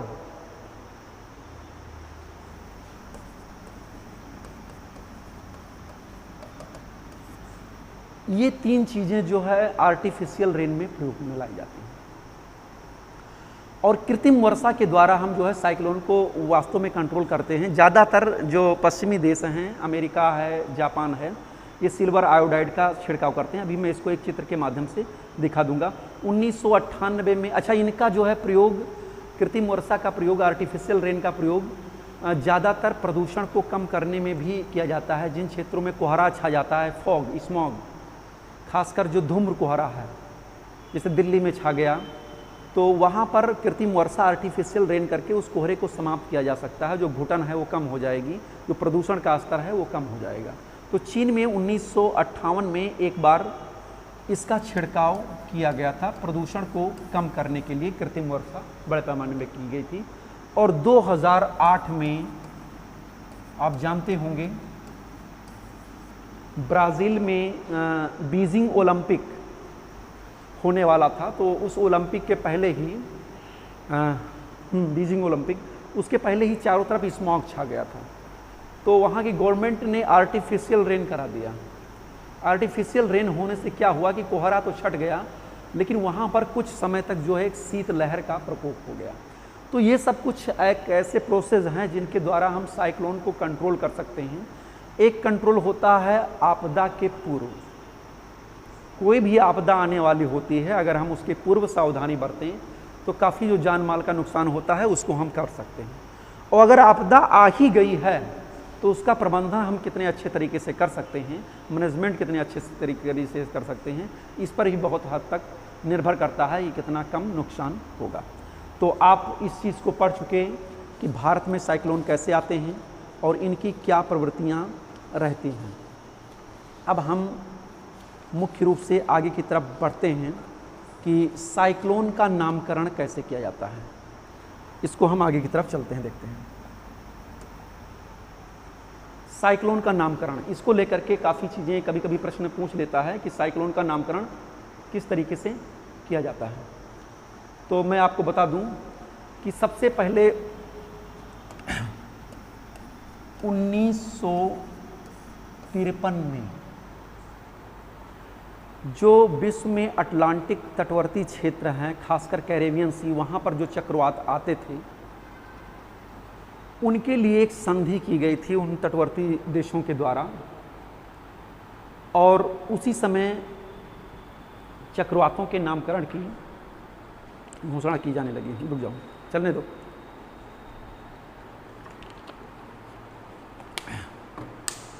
तो ये परंपरा 1953 में जारी होती है। मियामी में एक राष्ट्रीय हरिकेन सेंटर है, वहीं से ये शुरुआत होती है, और इसके बाद में चक्रवातों का नामकरण किया गया। जिन क्षेत्रों में चक्रवात आते हैं उनसे संबंधित देशों का एक समूह बनाया जाता है, और उस समूह में जो भी देश होते हैं वो अल्फ़ाबेटिकल रूप में होते हैं, और प्रत्येक देश को एक निश्चित उसका एक क्राइटेरिया होता है कि कितनी मात्रा में वो नामकरण करेगा।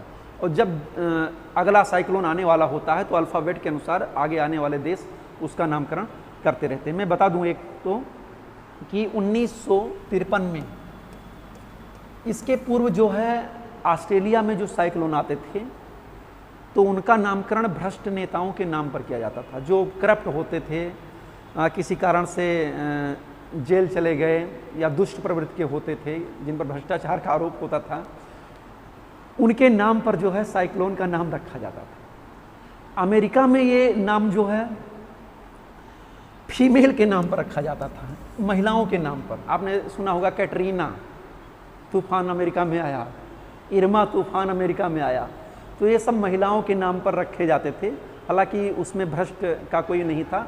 जो प्रसिद्ध औरतें होती थीं, चाहे फिल्म के क्षेत्र में चाहे खेल कूद के क्षेत्र में, उन्हीं के नाम पर उस साइक्लोन का नाम रख दिया जाता था। लेकिन इसके नामकरण से भी कहीं ना कहीं कुछ एक सामाजिक पथ प्रतिष्ठा को हानि होती थी।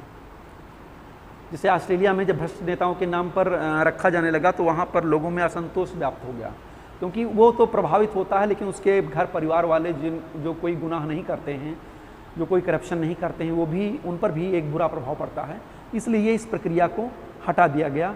1979 में संयुक्त राज्य अमेरिका में एक मेल और एक फीमेल, 1979 से यूएसए में एक बार मेल का नाम रखा जाता था, एक बार फीमेल का नाम रखा जाता था।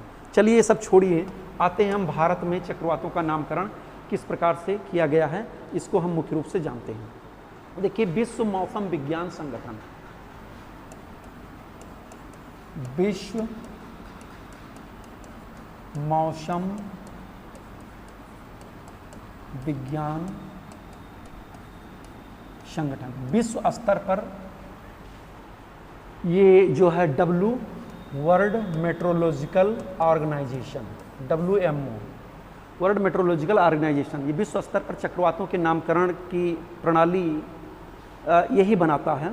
लेकिन प्रत्येक एरिया, जैसे कैरेबियन सागर में जो आते हैं वो संबंधित देश उसका नाम डिसाइड करते हैं, भारत में जो आते हैं उसके तटवर्ती क्षेत्र में जो देश हैं उसका नाम डिसाइड करते हैं, और उधर चीन सागर में जो आते हैं तो उसके तटवर्ती जो देश होते हैं वो नाम डिसाइड करते हैं। मैं आपको बता दूं, 2000 में भारत में 8 देशों का एक समूह बनाया गया था।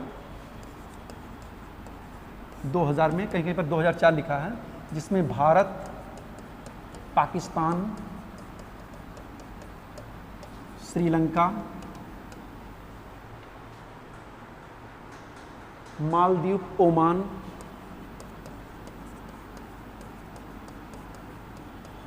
थाईलैंड और म्यांमार, हाँ ये कितना हो गया, 3 और 4 7, एक और है, पाकिस्तान कर दिया, मालदीव, हाँ मालदीव भी हो गया, बांग्लादेश, एक और है बांग्लादेश। ओके, तो इन 8 देशों के समूह को 2000 में स्थापित किया गया था। ये 8 देश अल्फ़ाबेट के रूप में, जैसे ए नाम का जो अक्षर होगा, फिर बी का होगा, सी का होगा, डी का होगा, इस प्रकार से क्रम से ये 8 साइक्लोन का नामकरण अपने हिसाब से करते हैं। इसके बाद में 2018 में 5 देशों को और सम्मिलित कर दिया गया। ये देश थे ईरान, कतर, सऊदी अरब, यमन, UAE और संयुक्त अरब अमीरात, वही चीज़ है UAE और संयुक्त अरब अमीरात। ये 5 देशों को और सम्मिलित कर दिया गया। इस प्रकार से ये हो गए 13 देश। अब 13 स्क्वायर यानी 169, आप नेट पर सर्च कर लीजिएगा, 169 साइक्लोन की लिस्ट आपको मिल जाएगी जो इन 13 देशों द्वारा निर्धारित की गई। प्रत्येक देश ने 13 साइक्लोन के नाम डिसाइड कर दिए गए हैं। इन देशों को अल्फ़ाबेट क्रम में संजोया गया है और जिस देश का क्रम अगला आता है उसी के नाम पर उसका नाम, उसी साइक्लोन का नाम रख दिया जाता है। अब मैं बता दूं आपको, जैसे 2 तूफान आए हैं भारत में। एक तो आया है अभी अरब सागर में और दूसरा तूफान आया है बे ऑफ बंगाल की खाड़ी में। अरब सागर वाले तूफान का नाम था ताउते।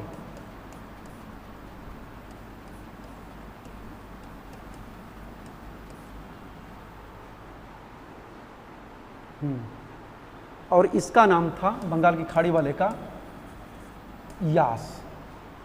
एक चीज़ मैं बता दूं आपको, जैसे ताउते जो था इसका नामकरण किया गया था म्यांमार में। ताउते का मतलब होता है अधिक शोर मचाने वाली छिपकली।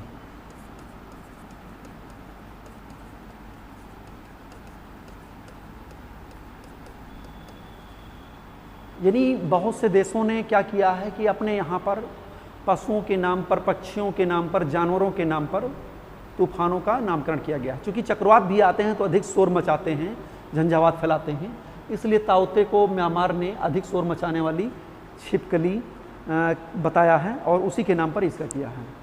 और ये बर्मी शब्द है, ये ताउते जो है म्यांमार का ही शब्द है, बर्मी शब्द है। इसी प्रकार से यास जो है, यास एक अरबी भाषा का शब्द है।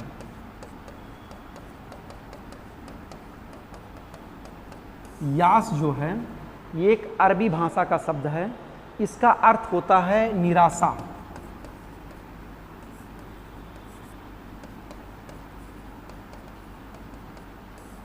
ओके, अरबी भाषा का शब्द है जिसका अर्थ होता है निराशा। तो जब ये क्या कहते हैं, निराशा का मतलब जब चक्रवात आता है तो चारों तरफ प्रलय हो जाती है और उससे काफ़ी जनधन हानि, आर्थिक नुकसान भी होता है, जनधन की भी हानि होती है। तो इससे जो है काफ़ी निराशा होती है, इसलिए जो है यास का नाम अर्थ जो है शाब्दिक अर्थ है निराशा, और इसका नामकरण किया था ओमान ने। तो आपने ये देख लिया कि किस प्रकार से चक्रवातों का नामकरण किया जाता है। अब अगला है टेम्परेट साइक्लोन। इसी पार्ट में मुझे एक चीज़ और पढ़ाना था, टेम्परेट साइक्लोन, शीतोष्ण कटिबंधीय चक्रवात। थोड़ा सा संक्षेप में हम इसको बता करके क्लियर कर दे रहे हैं।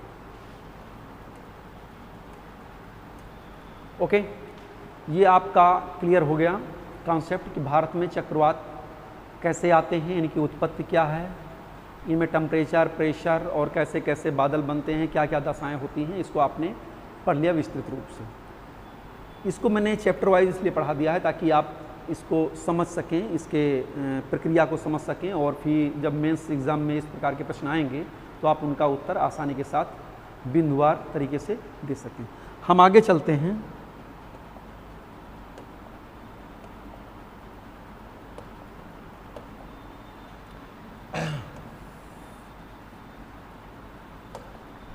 टेम्परेट साइक्लोन, शीतोष्ण कटिबंधीय चक्रवात।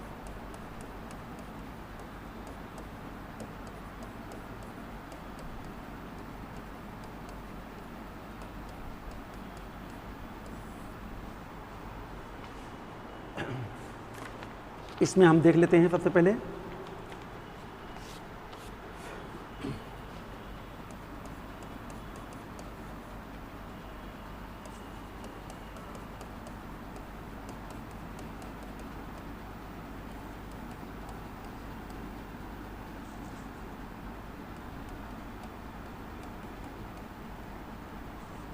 टेम्परेट साइक्लोन, इनकी उत्पत्ति कहाँ होती है। अभी तक आपने पढ़ा था साइक्लोन फर्स्ट पार्ट में उष्णकटिबंधीय चक्रवातों के बारे में पढ़ा था, जिसमें जो उत्तरी अटलांटिक ओशन में होते हैं हरिकेन और चीन सागर में टाइफून, इनके बारे में पढ़ा था। अब टेम्परेट साइक्लोन ये शीतोष्ण कटिबंधीय चक्रवात हैं। जैसा कि आप जानते हैं शीत धन उष्ण, ये हो जाता है आपका शीतोष्ण। शीतोष्ण कटिबंधीय चक्रवात आप जानते हैं ये इक्वेटर है, विषुवत रेखा है, और ये लगभग 60 डिग्री और 65 डिग्री, दक्षिण में 60 डिग्री और 65 डिग्री, ये 60 डिग्री और 65 डिग्री, 60 डिग्री और 65 डिग्री। यहाँ पर उत्तरी पूर्वी व्यापारिक हवाएं और यहाँ पर वेस्टर्लीज आपस में मिलती हैं। यहाँ पर पछुआ हवाएं वेस्टर्लीज और यहाँ पर दक्षिणी पूर्वी क्या कहते हैं ध्रुवीय हवाएं, ये पोलर विंड्स, ये वेस्टर्लीज, दोनों के आपस में टकराव से फ्रंट का निर्माण होता है, वाताग्र का निर्माण होता है। अभी तक आपने पढ़ा था जो ट्रॉपिकल साइक्लोन होते हैं उनकी उत्पत्ति थर्मल और ITC-Z के द्वारा होती है, लेकिन जो शीतोष्ण कटिबंधीय चक्रवात होते हैं इनमें कभी कभी अंतर पूछा जाता है कि दोनों में क्या अंतर है। तो जो शीतोष्ण कटिबंधीय चक्रवात होते हैं वो थर्मल नहीं होते हैं, वो फ्रेंटोजेनेसिस होते हैं। वाताग्र के बनने के कारण इनकी प्रक्रिया होती है, और इनकी निर्माण की 6 अवस्थाएं होती हैं साइक्लोन के बनने की। तो इसको आप जानते हैं कि यहाँ पर आमने सामने टकराव की स्थिति होती है। इस चित्र के माध्यम से मैं ये बताना चाह रहा था कि जैसे मान लीजिए ये है, ये टकराव हुआ, अब इधर की जो हवा होती है वेस्टर्लीज यानी पछुआ हवाएं, ये गर्म होती हैं, इनका स्वभाव गर्म हो, और जो उत्तर से आने वाली ध्रुवीय हवाएं होती हैं, पोलर हवाएं होती हैं, उनका स्वभाव ठंडा होता है और ये दोनों आपस में टकराती हैं। देखिए ये गर्म हवा टकराएगी तो इधर जाएगी, ये ठंडी हवा टकराएगी तो इधर आएगी, और इस तरीके से यहाँ पर ये वाताग्र बन जाते हैं, और सॉरी ये चक्रवात साइक्लोन यहाँ पर बन जाते हैं। लेकिन इनकी उत्पत्ति फ्रंट के द्वारा होती है। मैंने आपको बताया था कि फ्रंट जो होता है फ्रंट वाताग्र, अगर गर्म हवा आक्रामक होती है किसी क्षेत्र पर तो वो ठंडी हवा के सीधा ऊपर की तरफ ऐसे उठ जाएगी, ओके। और अगर ठंडी हवा आक्रामक होती है तो वो गर्म हवा को ऊपर की तरफ उठा देगी।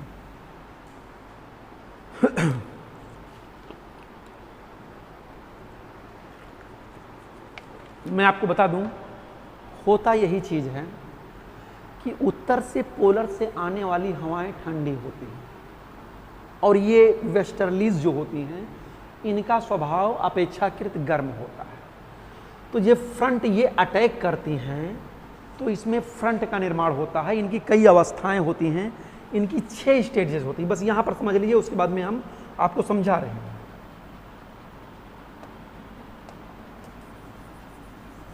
देखिए जैसे मैं आपको बता दूं कि जैसे मान लीजिए ये क्या कहते हैं, ये गर्म हवा आगे की तरफ जा रही है, ओके, और इधर से ठंडी हवा आ रही है। अब यहाँ पर वाताग्र ऐसे है, ये पहली सिचुएशन है, ये पोलर विंड्स आ रही है और ये वेस्टर्लीज आ रही है, ये फर्स्ट सिचुएशन हो गई। दूसरी सिचुएशन में क्या होगी कि ये होगा, ये गर्म हवा इस तरीके से जाएगी और ठंडी हवा इस तरीके से आकर के टकराएगी, यानी फ्रंट बन रहा है। ये होगा वार्म फ्रंट और ये होगा कोल्ड फ्रंट। ठंडी हवा जिस तरफ अटैक करेगी वहां पर कोल्ड फ्रंट का निर्माण होगा, और गर्म हवा अटैक करेगी तो वहां पर वार्म फ्रंट का निर्माण होगा। अब होता क्या है कि ये ठंडी हवा नीचे की तरफ बैठती हुई जाती है और ये गर्म हवा जो होती है ये ऊपर की तरफ ऐसे ऐसे चलती जाती है। ये इस तरीके से ये सिचुएशन बनती जाती है। ठंडी हवा नीचे बैठती है, जैसे ये होता है सिचुएशन, ठंडी हवा ऐसे नीचे बैठती है और गर्म हवा उसके ऊपर ऊपर ऐसे ऐसे राउंड लगाने लगती है। ये सिचुएशन और भी ऐसे हो जाती है। एक सिचुएशन ऐसी आती है कि गर्म हवा का संपर्क नीचे से समाप्त हो जाता है, गर्म हवा ऊपर ऊपर हो जाती है और ठंडी हवा नीचे से ऐसे सर्किल करने लगती है। ठंडी हवा नीचे हो गई, गर्म हवा ऊपर से घूम रही, ठंडी हवा नीचे से हो रही है। तो इस प्रकार से ये सिचुएशन जो है वाताग्र की बन जाती है, यहीं पर ये होता है। अच्छा एक चीज़ मैं बता दूं कि ठंडी हवा जो महाद्वीपीय क्षेत्र हैं उन दोनों क्षेत्रों से की ओर से अटैक करती है। जैसे आप अटलांटिक ओशन को देखें तो इधर उत्तरी अमेरिका का पार्ट है, चलते हैं हम उसी पर चलते हैं। जैसे आप अटलांटिक तटीयवर्ती क्षेत्रों को देखें, इधर यूरोपियन तटवर्ती क्षेत्रों को देखें, तो यहाँ पर ठंडी हवा इधर से अटैक करती है, इधर से अटैक करती है, और गर्म हवा इस पर अटैक करती है। तो गर्म हवा ऐसे ऊपर चढ़ती है, ठंडी हवा ऐसे नीचे की तरफ आती है और यहाँ पर ये फ्रंट बन जाते हैं, साइक्लोन बन जाते हैं। इन्हीं साइक्लोन को हम उष्णकटिबंधीय चक्रवात के नाम से जानते हैं। अब कुछ चीज़ें मुझे इसमें, आप शायद में प्रक्रिया आप समझ गए होंगे कि किस प्रकार से होता है। तो ये उत्तर में भी होता है, दक्षिण में भी होता है। एक मानचित्र के जरिए मैं इसको समझाने का प्रयास कर रहा हूँ।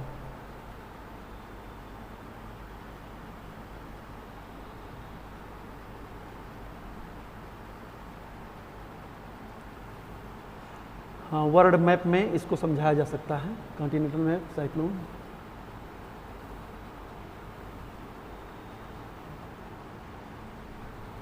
चलते हैं, हम एक वर्ल्ड का मैप लेते हैं और इसी में थोड़ा सा हम इसको समझाने का प्रयास करते हैं।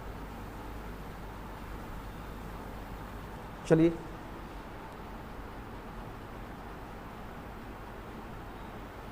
सर्किल कहाँ गया?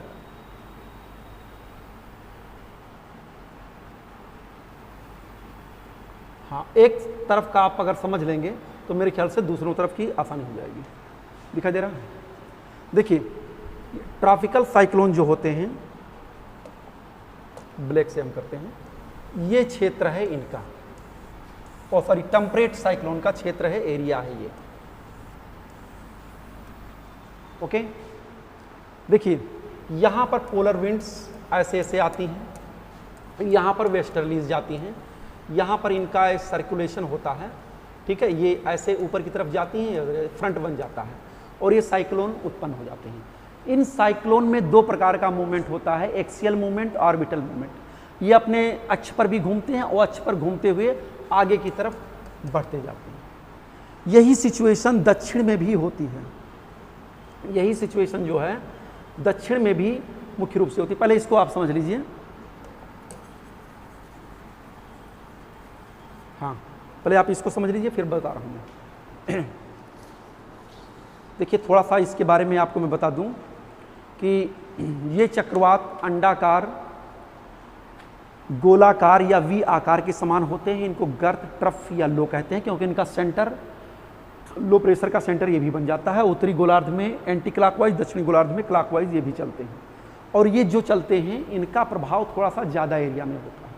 ट्रॉपिकल साइक्लोन की अपेक्षा ये साइक्लोन ज़्यादा विस्तृत होते हैं। ये जब आगे की तरफ बढ़ते हैं तो इनको कहते हैं झंझा पथ, इसको स्ट्रॉम ट्रैक के नाम से भी जाना जाता है। मैंने बता दिया, एक्सियल मूवमेंट, ऑर्बिटल मूवमेंट होते हैं। जब ये चक्रवात आते हैं तो वही सिचुएशन होती है, आकाश में सीरस क्लाउड छा जाते हैं। देखिए, यहाँ पर उत्पन्न हुए महासागरों में ये उत्पन्न होते हैं और ये जो है पूरब की तरफ चलते हैं।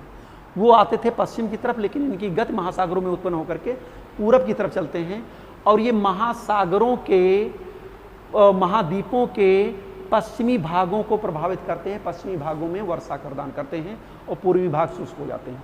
और जो भारत में साइक्लोन आ रहा था यहाँ पर, वो इस भाग में रेन करता था, जबकि थार का मरुस्थल वाला ये डिजर्ट जो है सूखा से प्रभावित रहता था। और जैसे यहाँ पर आ रहा है तो ये प्रभावित हो जाता था, यहाँ पर ये प्रभावित हो जाता था। चलिए, उसको मैंने बता दिया है, यहाँ पर समझिए आप।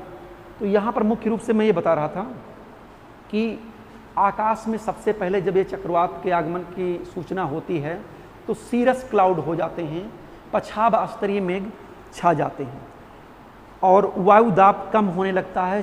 चंद्रमा के चारों तरफ, सूर्य और चंद्रमा के चारों तरफ एक हैलो बन जाता है, क्या कहते हैं, प्रभामंडल बन जाता है।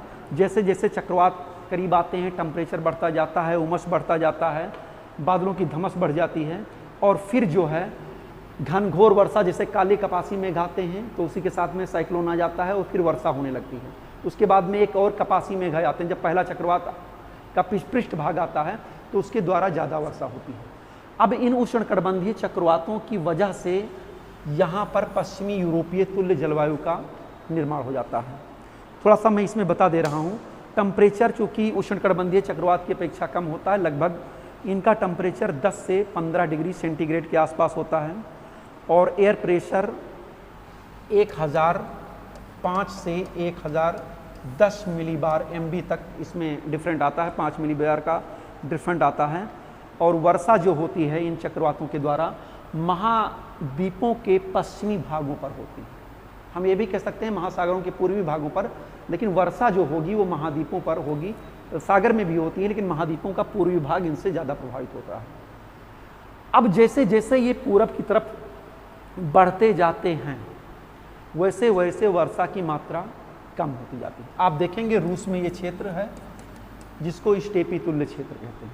यहाँ पर ये साइक्लोन उत्पन्न होते हैं तो कनाडा के इस क्षेत्र को प्रभावित करते हैं, और ये संयुक्त राज्य अमेरिका में ये प्रेरी का घास का मैदान है, यहाँ पर कम वर्षा होती है। तो इस प्रकार से देखते हैं आप कि जो टेम्परेट साइक्लोन होते हैं वो महासागरों में उत्पन्न होकर के महाद्वीपों के पूर्वी भागों को प्रभावित करते हैं। अब आगे की तरफ हम थोड़ा सा और बढ़ रहे हैं। इन चक्रवातों का प्रभाव क्या है, इसी फिगर में ही सब आप समझ लीजिए।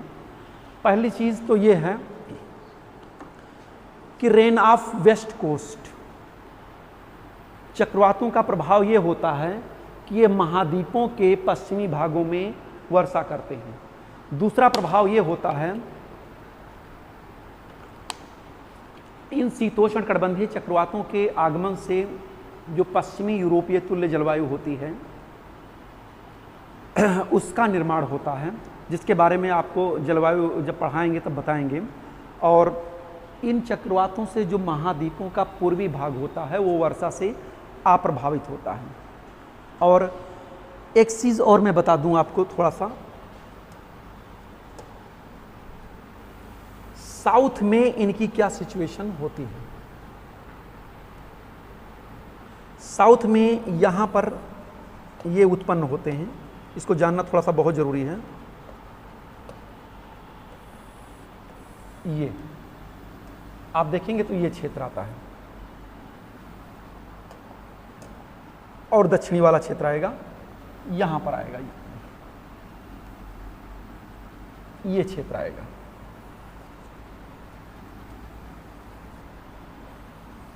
तो यहाँ पर देखते हैं वेस्टर्लीज पछुआ हवाएं और यहाँ से पोलर विंड्स, इन दोनों का टकराव होता है और यहाँ पर एंटी क्लॉकवाइज इनकी दिशा हो जाती है यहाँ पर भी। लेकिन एक चीज़ ये जान लीजिए कि यहाँ पर एक तरीके से सरकम अंटार्कटिक, क्या कहते हैं इसको, सरकम अंटार्कटिका, एक तरीके से जो धाराओं का क्रम है, यहाँ पर एक ये चक्रवात ऐसे घूमते हुए आगे की तरफ ऐसे जो है पूरब की तरफ बढ़ते जाते हैं, क्योंकि इस क्षेत्र में कुल मिलाकर के एक सर्कुलेशन बन जाता है, पश्चिम से पूरब की ओर एक गति हो जाती है, धाराओं के रूप में इनकी एक गति हो जाती है। तो इसके आसपास जो है चूँकि लैंड नहीं है तो इसलिए सीधे मार्ग में चलते जाते हैं और एक तरीके से आपने देखा होगा कि इस क्षेत्र में कोई जहाज़ या दुर्घटना नहीं होती है, जबकि इस क्षेत्र में उत्तरी वाले क्षेत्र में दुर्घटना हो जाती थी, क्योंकि ग्रीनलैंड और उत्तरी कनाडा, उत्तरी साइबेरिया का के जो क्षेत्र होते हैं अंटार्कटिक क्षेत्र के, वहाँ के हिमखंड जब आगे बढ़ते थे आइसबर्ग, तो उनसे तमाम जलयान टकरा जाते थे, दुर्घटनाग्रस्त हो सकते थे, जैसे आपने सुना है टाइटैनिक का नाम। लेकिन यहाँ पर नहीं होता है। यहाँ पर जो अंटार्कटिका क्षेत्र के हिम बह करके आते हैं इस क्षेत्र में, वो सब इन्हीं चक्रवातों की वजह से ऐसे घूमते हुए नीचे की तरफ चले जाते हैं और फिर बाद में गल करके जल के रूप में हो जाते हैं।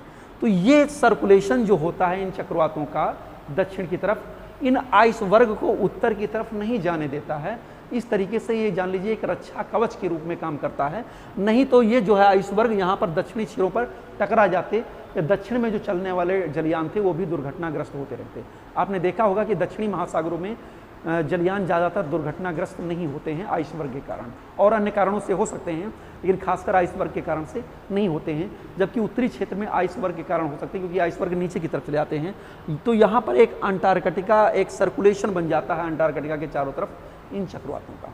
तो ये चीज़ आपने मुख्य रूप से देख लिया उष्णकटिबंधीय चक्रवातों के बारे में। अब इसमें जो मुख्य रूप से बचता है, हाँ, टेम्परेचर, प्रेशर, ये सब मैंने चीज़ें बता दी हैं। तो आपका ये पार्ट आज जो आपने पढ़ा है, इसमें चूँकि समय समाप्त होने वाला है, तो इस प्रकार से आपने देखा कि भारत के साइक्लोन के बारे में और टेम्परेट साइक्लोन के बारे में। टेम्परेट साइक्लोन के मैं बहुत ज़्यादा नहीं बता पाया हूँ, लेकिन आप शायद में इसकी ओरिजिन समझ गए होंगे, कैसे इसकी उत्पत्ति होती है, और आप इसको विस्तार से पढ़ लीजिएगा। और कोई अगर हम पार्ट पढ़ाएंगे तो वहाँ पर इस टेम्परेट साइक्लोन को भी अच्छी तरीके से हम बता देंगे। Okay, thank you.